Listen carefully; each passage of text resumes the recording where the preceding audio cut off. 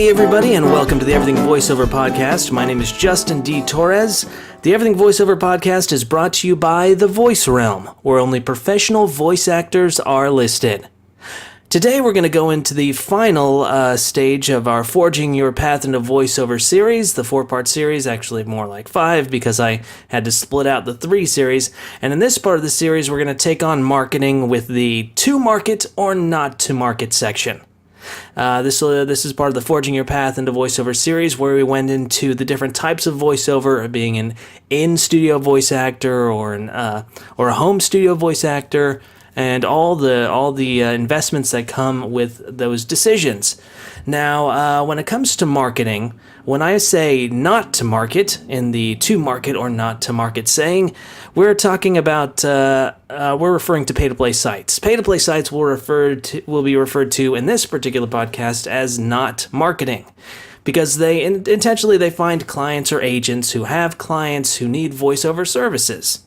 Now, they find people who need voiceover. You audition for those, and they hire you. They have added like 1 to 3 middlemen in the process, but you don't have to do the work. You don't have to do the legwork that is essentially marketing. So here's where I got the inspiration for doing to market or not to market. The big question. I was on a Facebook voiceover group, and I've recently gotten rid of a few of them because I've been experiencing a lot of negativity towards the type of voiceover person I've chosen to be. And I recently saw a post. Someone had put up a post and they said, is there anything I could do other than pay-to-play sites to find voiceover work?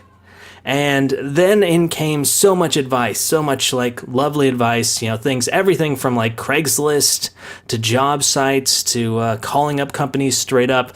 A lot of chimes for agents. That's where we get a majority of our work. That's what most people say. And then a bunch of other little crappy comments that, and admittedly this has a negative tone to it, and I'm sorry about that. A bunch of crappy comments that have absolutely zero use, saying stuff like never pay for auditions, don't use pay-to-play sites ever, which is stupid because this person is asking because they don't want to use pay-to-play sites. That's like saying someone's looking for an alternative to soda and then having people say, oh, don't ever drink soda, it's so bad for you. It's like, well, that's the reason why I asked the question. I've come to that conclusion myself. I don't know why you're utilizing this as a platform to spread your belief, but I digress. So basically what ends up happening is like these voiceover pros are over the moon for marketing. They want you to get out there and market and pound the pavement and do what needs to get done and get those clients straight through agents and other things. Now here's the one thing I never see people ask about when they put up a post or when they're replying to a post. They never ask or tell where they are in the voiceover process. How far they are along, how much have they done, are they successful, have they gotten work? And now a person who hasn't taken a class should probably not be doing marketing. I mean, it's like to offer that straight off the bat, and also sending people to Craigslist is, that's like a pit of people trying to scheme you out of money. A person who's a SAG-AFTRA member who has an amazing German accent, who knows 5 languages, may not have the most useful information for an 18-year-old girl who sounds like a child and who's never done any voiceover. Maybe their path is different than the other person's path. To do another analogy, LeBron James can give a high school student tips on how to get into the NBA. But if he's never seen him play, there's no way to tell if he's going to make it into the NBA.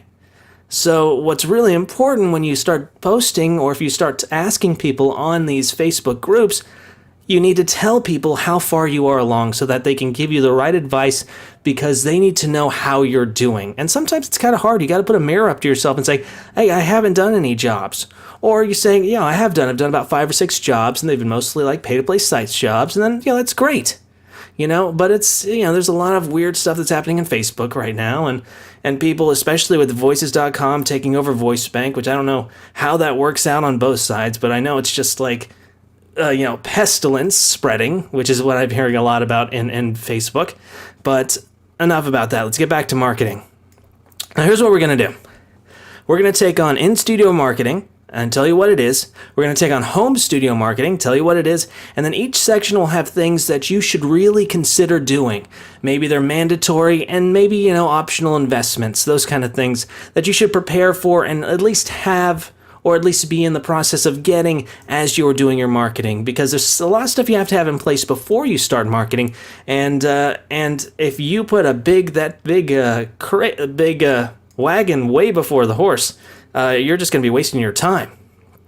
So at the end, we'll give you a few key tips that'll help you get started on this path, and each section should be just really think about it. Maybe write a few things down and figure out whether you should market or whether you want to go, or whether you have the necessary requirements to get into marketing. Now, once again, I am telling you this, that I'm not a marketing guy.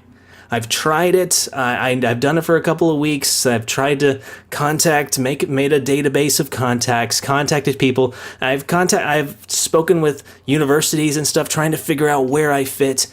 And unfortunately for me, it just ended up feeling like a lot of work, and I didn't feel like I was getting as far as, and then I ended up just using my pay-to-play site money to pay for stuff instead. So I ended up just coming back and doing the pay-to-play sites. Now, I'm not saying I'm not ever going to market, but I did learn a bunch of stuff because I've taken a couple of classes, I've read a couple of things on small businesses, I've taken an e-learning marketing for voiceover e-learning course, and I've also done the gravy for the brain marketing section of that for that as well. So I've learned a couple of things, and I'm going to try and give you a little bit of information on what I've figured out.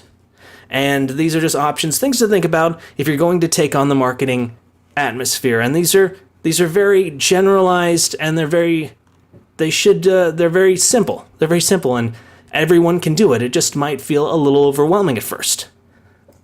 So, first off, let's go into in-studio marketing. Now, this is actually much, much easier than home studio marketing. The first number one thing you're going to be looking for is agents. Agents are the big in-studio marketing thing you're going to be going for. Agents are the gatekeepers to, most SAG-AFTRA jobs. An advertising agency for like Coke is going to hire a production studio, and that production studio is going to find an agent that has the voiceover talent they need. For the big jobs, agents are the ones that have it, and for majority of the voiceover actors who are in studio, don't really need to market. They're probably kicking ass on their own, and they're just getting jobs through their agents, and they're just doing jobs through that aspect and going into auditions there. Now, from a marketing standpoint, you're going to want to be able to network agents, maybe send them stuff, send them emails, flyers, demos, get into classes with them, do one-on-ones with them, get teachers to introduce you to them. That's a way you can market to agents. Number two, you want to look for local production studios. You want to search out production studios within the perimeter of where you live in which you're willing to drive or commute to in order to audition, not to get paid.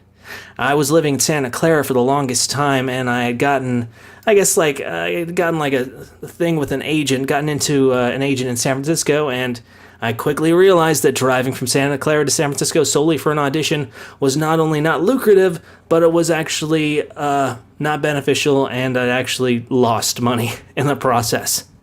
You want to look up companies that produce videos, tutorials, maybe make movies, maybe make animations, and you want to call them up, figure out who they know, send them some of your stuff. If you've got an animation reel, send them that. Email and find out who they cast for, or what kind of projects they have coming up, and see if you can just get on their roster, or see if they say, oh, we use an agency, go get in with that agency. Number three for the in-studio marketing is companies with VO studios who use them. Now, the great thing about this is that this might combine this with all the local situation where there's things you can drive to. This may weed out a lot of companies, because there are certain larger companies that will actually have voiceover studios where they make their own tutorials for training their own employees. And you got to find those guys, and in order to do that, you've got to contact the company, maybe specifically ask if there's any like creative content creation places, or do you have make tutorials and I'd like to get in touch with your creative director or something like that, make emails, find out who's there, and get in touch with them. And you have to be clear that you are not a production studio. You are a voiceover talent You are a voiceover talent. You are not a production studio, because the confusing thing about when you call them and you're like, I want to get in touch with the creative director, you need to make sure that they know you're not a writer. That you're just coming in, you're just a voice, and you need to make sure that they have all the stuff for you. Because if you're an in-studio actor, you haven't done all the home studio work. Now here's a couple of things that you need to think about. Then these are firm maybes, but I would recommend 90% of you make sure you have this before you start marketing to in-studio people. Number one is a custom demo that is produced. Agents nowadays really want a well-produced demo because it shows that you've put some money into it, that you're actually trying to connect with casting directors. I would totally recommend, if you're going to get a produced demo, to make sure that you deal with a casting director that's local, that knows agents that are around, that can produce a demo. They can be like, oh yeah, I've totally produced a bunch of demos, and this agent over here has been using all the talent that I produced demos for. That's a great sign of a good casting director or a good demo maker, is to be like, oh yeah, those are my demos that are on that agent's website. You may need a resume and of things you've worked with, of classes you've taken. Work will always beget more work. I remember I had just done a bunch of pay-to-play sites, and when I did a bunch of one-on-ones with various agents, the agents were like, how'd you get all this work? And I was like, well, I'm part of Voices, and I'm part of this. And they're like, okay, all right, let me hear what you got. Because, I mean, there's some really good jobs that I've been a part of that people are like, well, how did you get that? And you have to be like, yeah, well, I got it on my own, You also have to have time, and this is with both marketing, and I have to say this a bunch of times because it's true. You have to have time, because this is going to take a while for you to research all these items, and then you're going to have to connect with people. And the other big thing that no one really does is follow up. If you get a connection with someone, you want to follow up with them 2 weeks later and say, hey, you remember when we talked? I was curious if you might... I did this recently, maybe you might have a need of this. I mean, it takes time, and there's no telling what other people are doing. They may be 3 or 4 projects in, and they haven't done any new projects they're not going to be able to do any new projects for 6 months. You need to figure out how to get the necessary info, contact the necessary people, and then make sure that you have an alert or something set up to call them later. Now, the optional thing you can't have is a website. Now, usually this happens after you get an agent because when the voiceover talent that I've interviewed, especially Brian Hansbury and some others that I've interviewed on here, when you go to their website, they tell you at the bottom of the page, if you want to book us, go to this talent agency.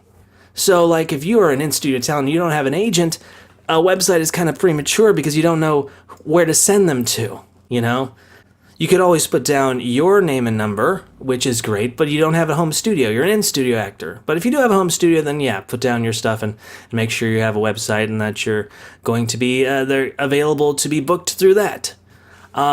If you create a website first, it's fine.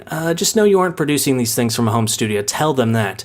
You're trying to book people. You're trying to get bookings through the agent, so you have to send them to someone else. All right, so now that we've done that's in studio marketing, basic stuff. You're going to market to agents, local production studios, companies with voiceover studios in them, and you may need a custom demo, maybe a resume, and you might want to get a website. And you got to have a lot of time because it is a lot of networking, and it's a lot of physical networking, talking to people, taking classes, one-on-ones, very similar to the in-studio marketing aspect that we did a couple of days ago when it came to the investment. Now, when it comes to home studio marketing, this is like the Wild West. And if you thought the Wild West was like pay-to-play sites, this is the real Wild West, because unfortunately you have everything, the whole world at your fingertips. And, I could tell you honestly that you can use one of these and make all the money in the world. Or you can use all of these and make nothing. Who knows? It just depends on where you're at and who you contact, and if you're contacting the right people, and if you're being specific enough, or if you got the right demos. It's a million things that can go right or wrong. The key that most most classes try and tell you is you got to just get started. You got to start chugging at it, and then as you keep doing a pattern of these little segmented marketing aspects, you'll get better and better, and then you'll get clients based on that, on the reaching out aspect. Now, the first big way to do home studio marketing, I like to call this Easy Street, and that's with job sites. You want to post your profile onto job sites and make sure that you have a big old picture of you or a picture of your brand and say that I provide voiceover work and I produce voiceover work and I've got my demos up here and maybe you've got some videos up. Say, hey, if you need something, you come to me. And we're talking about things like Monster, even Craigslist. I hate telling people to go to Craigslist. That's the worst of the worst. The directories, everything. There's plenty of also sites or agency sites that are available as well. Number 2 is a website. And now if you know how to do SEO, and if you know how to market a website well, and if you know how to, funnel your LinkedIn into your website, your Facebook into your website, and then your Twitter, and then suddenly you're getting Instagram into your website, that is amazing. And that's something that you can do. And if you want your website at the top of the list and you figured out how to get it on the number 1 part in Google, and then when people look up, I need a voiceover artist, they find you, that's great. That's what you need. Unfortunately, that's something that, you never know how good that's going to work.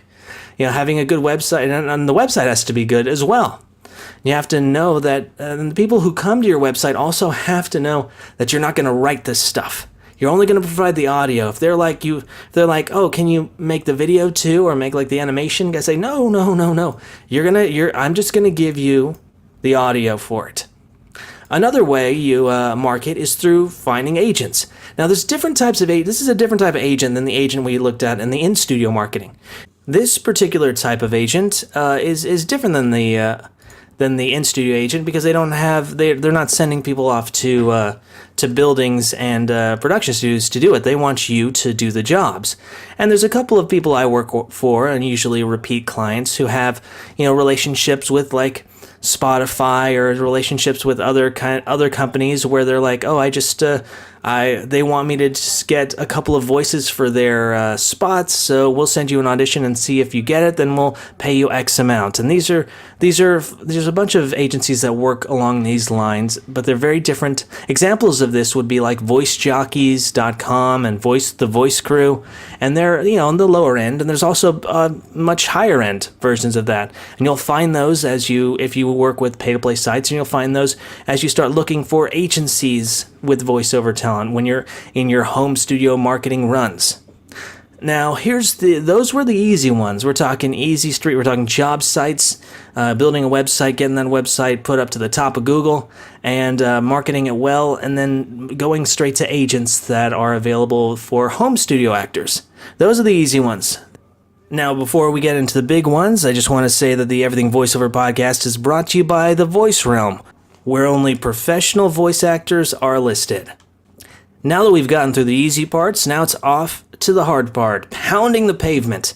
Now, when people are talking about, if they're not talking about contacting agents, which I think, honestly, 90% of people who are, pros are not telling people to actually market, they're telling to market to agents, because those are the gatekeepers to the big jobs, and they are also working with SAG-AFTRA.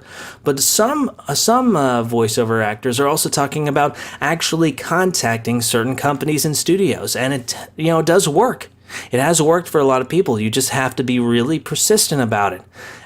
And when they say pound the pavement, they mean contacting companies directly, similar what we did with the in-studio marketing. Go ahead and talk to production studios. Cut out the agent, contact the studio, see if they want you to provide auditions for their voiceover work. See what kind of, if they have agents that they use, then contact the agents. Usually, most of the time when you're contacting production studios, they're going to be like, oh yeah, we use in-house voiceover, or we use, we have an agent that we go to for voiceover, or they'll say, oh, we use voices.com or something like that. And usually that's your cue to be like, oh, can I be part of your voiceover roster? Oh, can you give me the name of the agent so I can try and see if I can be on their voiceover roster? Or, yeah, I will join voices.com and hopefully we'll be able to work with each other soon. The other way is to contact companies directly. Cut out the middleman. Offer your services directly to companies. Now, the problem here is size. You can shoot for 1 million companies, but you want to be able to specify how you fit in. You want to know how your voice fits in. You could shoot for companies that just create e-learning, there's 1 million of them. You can go for animation studios directly. You can go for the newer animation studios. You can look for animations that are, GoFundMe people and try and start with a new company that's trying an animation. You can go to advertising agencies for commercials. They usually use bigger advertising agencies, always use agents. But you can always get into that advertising agency and be like, hey, if you ever need in-studio if you ever need home studio voiceover for the, animatics for your commercials that you want to try and get out there, you might want to use me instead. Film studios for narrations, for documentaries and whatnot. Now, the upper crust of these companies will already use an agent, in which case, try and contact the agent. With the rest, you want to try and get the people who are creating the content. You want to look for a creative director. You want to look for a writer. You want to look for, sometimes even an animator or something like that. Contact them and see if they have people that are creating the stuff, and see if you can provide auditions for that, or even, provide a spot-on work for that. Now, there's a couple of mandatory things that I think, now this is an assumption on my part, don't take it as set in stone. I think you shouldn't put the cart before this horse. I think you should do the following. It's number one, you have to have a firm grasp of VO. You have to be successful and good at it. Classes help, but having done a few jobs should be mandatory, because you don't want to be creating new clients and then disappointing them.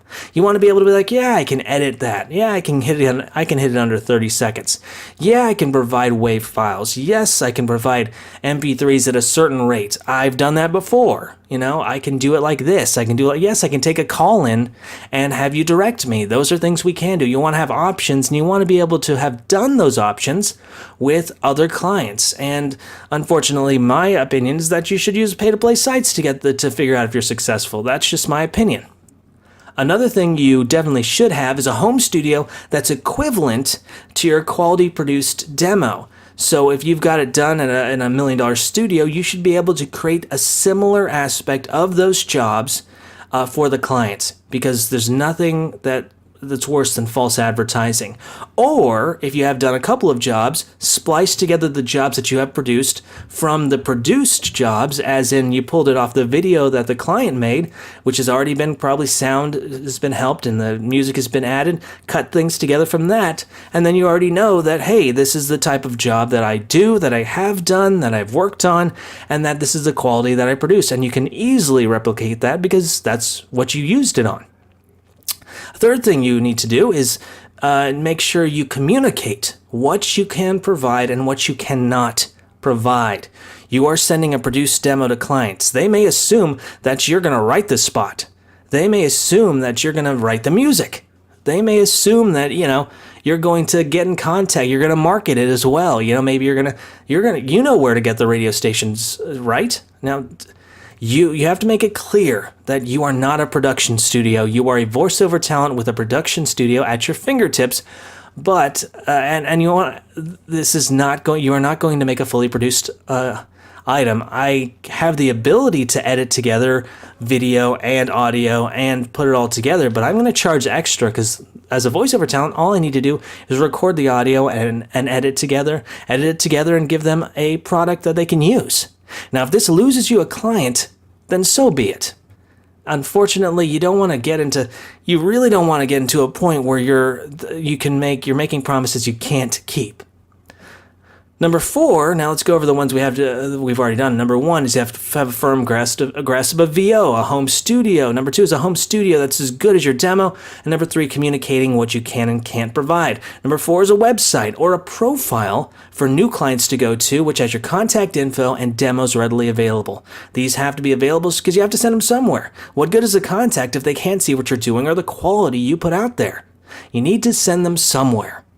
Next, you have to have a system ready for messaging. It's going to be a system. You have to have a system, because it can't just be sending out email, you need to know what's happening and when.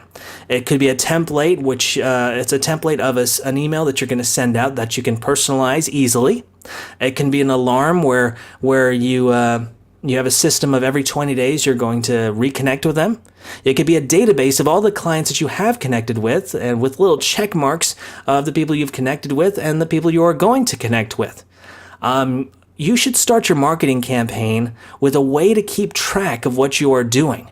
If you don't, what will end up happening is you'll restart your marketing campaign and you'll reconnect with the same people over and over again, and you'll be wasting your time. You have to have a system that's going so that you know what you have done and what you need to get done. Number 6, you need to be able to produce the work. You need the time, the editing ability, the acting ability to do the jobs they ask for, and be able to know your rates and communicate them well. There should not be a discrepancy of communication. You need to be able to communicate that, yes, they have to be, it has to be double spaced. Yes, when I say 30 to 60 seconds, it's a hard 30 to 60 seconds. If you've got 61 seconds, it's going to be extra. You need to tell them that you have only a certain amount of pickup rounds, and I'll redo it twice for you, and make sure it says minor pickup rounds, because if you're doing an audiobook, you don't want them to be like, oh, can you redo that chapter? That's never happened to me, but if it did, I would be so mad. Anyway, the next one is have a way to research companies. Now, this is tough, whether it be LinkedIn or company sites or the Yellow Pages or just looking online. You have to have a way and a system to look up sites, get the contact information, and it should be systematic, because you don't want to just willy-nilly just be looking. You want to have a system going to start with, because you're going to be implementing the same system over and over again and getting better and faster at it.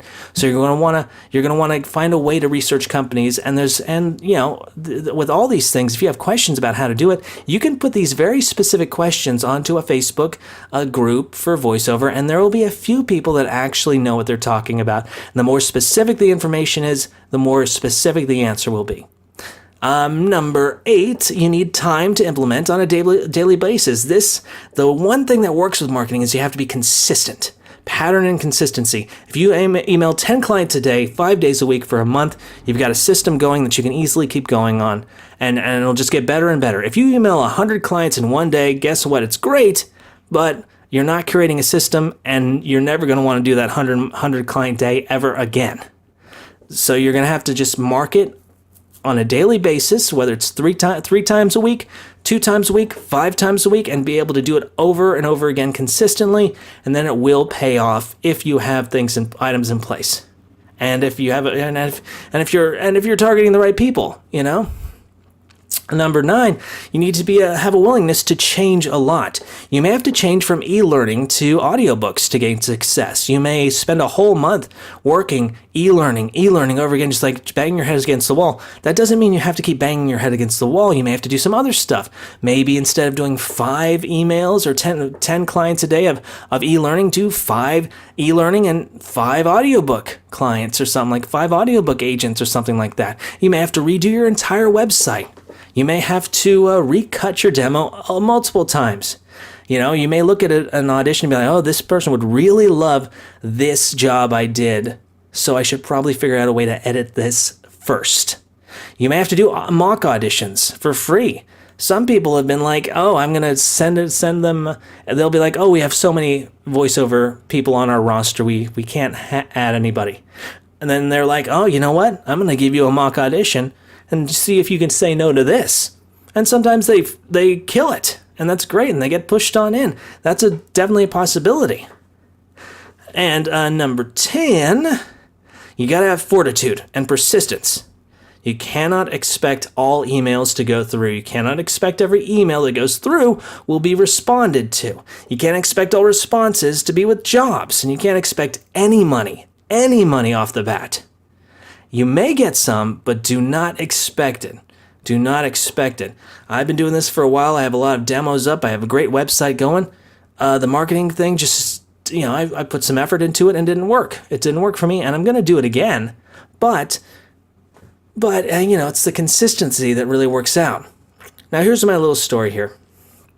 I contacted about 50 clients, got a lot of responses, and I was like, great. I got a couple that were actually very interesting where I was like, oh, I should contact this person later. A lot of them were like, we go through this guy, so I messaged them. Some were like, oh, we really hire out of house. So I'm like, hey, I'll send you a message, maybe put me in the roster. A couple said, message me in a month. We're going to have a bunch of jobs in a month. I may have something. Others didn't respond. As a whole, I got 0 jobs out of it.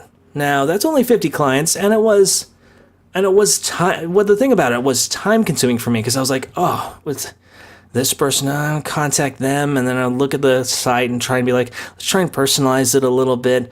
And it was very time consuming, and it was a bit much for me, and I wish I could figure out a way to just have it done for me because I would pay money to have it done for me correctly. There was an interesting Facebook post on one of the voice actor forums. A guy said he contacted a client. They said they already had a voiceover actor in mind.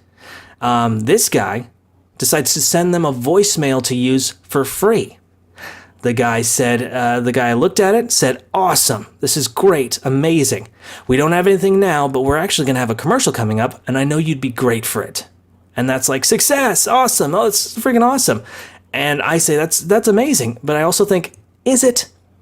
Because, listen, if I'd gotten something similar to this in my marketing travels, I'd say, great. And I did get a couple that were like, contact me next month. Maybe I'll have some work for you then. However, this Facebook post didn't end with, I just finished the job. This guy said that he had said something about a job in the future. Also, this voice guy gave them a free voicemail. Free. This is free work. And as far as the client is concerned, they got a free job. I would have charged a specific amount for this job, or I would have auditioned for them. I would not recommend giving away free voiceover for in hope of jobs. I would definitely try and make sure that I don't give them a full voiceover for free. If that's the marketing tactic that the pros are using to try and get jobs, I honestly feel like they need to take a good look at what they're doing. And if they're saying, yeah, market, and this is what the assumption that people are doing, yeah, I'll just give away free jobs and then hopefully people will pay me eventually. That's horrible. So I've rarely seen a voiceover prospect build up a repeat client base from scratch through solely marketing, but I do know it does exist. The problem is it's all subjective. I wish there was a list of things that you should do to make a blueprint to success, like a marketing blueprint to success. I wish I could create that for you. But there's no way to tell that. There are just too many things to think about before you start marketing. And I can't tell a person who hasn't done a voiceover demo that they should go contact, Xerox and check in with their class department if they have a need for a voiceover there. I have no clue how good you are. I have no clue how far you've gone along. So here's my tips for getting into marketing. Number 1, ask specific questions to voiceover people about specific companies or strategies for marketing. Very specific. If you ask general, you'll get general answers. So ask something like, I'm contacting an e-learning company, and I'm wondering if I should just make a demo for them with their company name in it as well, just as a kind of like a cool thing to have. Has anyone done that? Has it worked for anyone?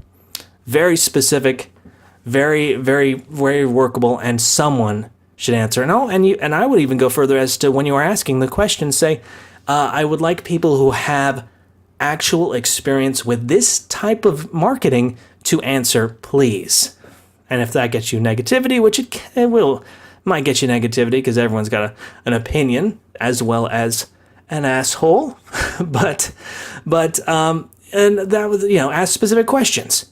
Number 2, you have to be somewhat successful before you market. You have to have something of value. You are a product. Think of Shark Tank. What's the first thing they ask? What is your sales to date? Plenty of people say, run it like a small business. This is a small business.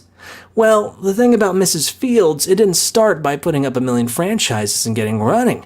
They found some success early, and then they built franchises around it, and they realized that it could be franchised, and then they got going. You have to find success first.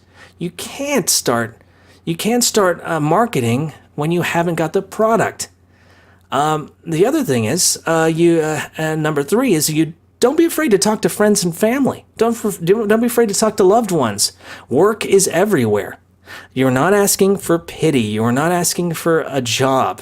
You are providing a service and being like, hey, if anyone in need of voiceover service, just send them to me. I would be happy to use my voice and put it on a family member's thing. If it's like, I'll definitely give them a good rate for it. You are providing them a service. It is not pity if you are asking people around you. You are providing a service. And number 4, audition away. Prove your worth. Put in the time in the home studio booth. If you are not doing pay-to-play sites, which means you are not auditioning, henceforth you should be auditioning. So how do you do that? Every place you market to, if you got in contact with one person, give them an audition. Whether it be something you made up or something they already have out in the atmosphere, redo it for them. And who knows, it might pay off. Make sure it's an audition, though, and not a full read-through. Audition, and the way you make an audition like that is either you add a beep or two here or there, or you just make sure it's not a full commercial. Make it half a commercial. In conclusion, marketing is tough. Whenever someone says, you just market, it's so hard. It is so hard. As much people say it's a small business, voiceover is a small business, it's a crappy small business. If I went on to Shark Tank, and I hate to repeat Shark Tank, but I love Shark Tank, and if you haven't watched Shark Tank, you should. It's amazing. And if I came on there and said, hey, I'm a voiceover actor, I've done 1,000 jobs within the last few years, and I'd like you to invest in me. Well, Mr. Wonderful might say something like, you're not a business, you're a service, and unfortunately, you're the only person, so I'm dependent on you. I can't outsource you to China. And it's true. The concept of a small business, and all businesses, is providing a solution to a perceived problem, selling that solution to millions of people. Voiceover is different. Voiceover is more like acting. It's more like theater. It's more like film. It's not something. Now, if I was to create a solution of, if I was to create an agency for voiceover actors, where I would be like, I've got a bunch of people here, a bunch of demos, and I'm providing these clients, I'm providing 2 solutions. I'm providing voice actors the ability to audition and get jobs, and on the other side, I'm providing a client with a bunch of really good voice actors. And then all I need to do is just find voice actors and clients. That's all I need to do. I don't have to do any voiceover work. You're getting solutions to 2 people. What is our solution? Our solution is trying to figure out if the voice of our voice can help sell your product. So, that's something you got to think about. If you already know the marketing and media landscape, then you have a leg up on this. For the rest of us, we got to think long and hard and figure out if you have the stuff in place to take on the task and how you want to go after this. If you think of it like a marketing campaign, focus on e-learning, focus here, focus there, focus on building a site and getting people to see the site. Focus on contacting companies, one campaign at a time. Or you can mix multiple campaigns and do tiny amounts of each campaign. You want to make sure that you're actually targeting very specific things, because if it's more specific, it's better. I'm no longer Justin, the conversational guy next door. I'm Justin, the e-learning expert, Because, it's if I send that to all my e-learning clients, they're like, oh, yeah, he's really good at that. I feel he's done so many e-learning. Must be what he does. You want to be able to make sure that people are getting the best of the best. What would you rather have if you've got, let's say, a Mercedes-Benz? Would you rather have the guys who are like, we're good at all cars? Or would you rather have the one, I am a Mercedes expert? Well, you're going to probably want the Mercedes expert because you know that he works well with the one thing. So specificity helps in campaigns. Now with previous podcasts, I wanted to make sure that you don't feel chaos and feel overwhelmed. And admittedly, marketing is overwhelming. I'm telling you right now, I was overwhelmed, and I still am overwhelmed with marketing. And it can be all-encompassing. Now, here's a personal note from me to you. I wish I could give you a roadmap to marketing. But I'm a lazy voiceover artist. I get up late in the day, I walk to my computer, I go into the booth, I clear out all the auditions from voices and other agents that I work with, I do a few jobs, and then I do a few more auditions during the day. And then during the middle time, I play World of Warcraft and I watch TV, and then I go out at night and do improv, and I hang out with my girlfriend and we watch Game of Thrones and Glow. So that's my life, and I'm good with that, and that's me on cruise control. I make a comfortable living. Marketing is the ability to do more. Marketing is surpassing the pay-to-play sites, surpassing the agents. And it's tough, but there's a reason why it's tough, because the payoff is huge. If you can find a system of just getting new clients, you can make unlimitedly large amounts of money. You are no longer dependent on that middleman. Can you do it? Absolutely. I think you can do it. It's hard, but I think you can do it. Do you want to? Now that's the big question. To market or not to market? This has been the Everything Voiceover Podcast. My name is Justin D. Torres. The Everything Voiceover Podcast is brought to you by The Voice Realm, where only professional voice actors are listed. Thank you guys so much for tuning in. Make sure to subscribe to us on iTunes, or head on over to everythingvoiceover.com. Check out our articles and more podcasts.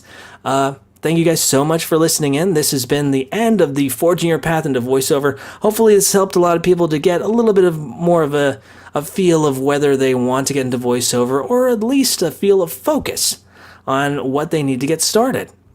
Next week we're going to go into a couple of interesting little secrets that I've been mulling over when it comes to the voiceover community.